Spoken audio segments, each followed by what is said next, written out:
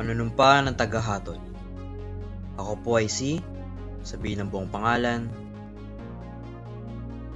isang kasapi ng pandaigdigang kapatiran ng sigaran ng Pilipinas, ay natasang maging tagahatol sa paliksahang ito.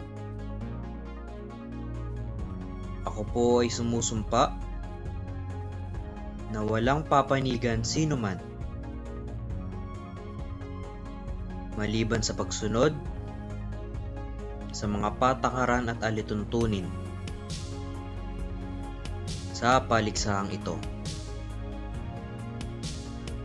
Gayun din, ang pagkakaloob ng tamang hatol ay gagawin ng walang bahid, ng pag-iimbot at alinlangan, at may buong katapatan sa taong karapat-dapat. Naway patnubayan ako ng may kapal.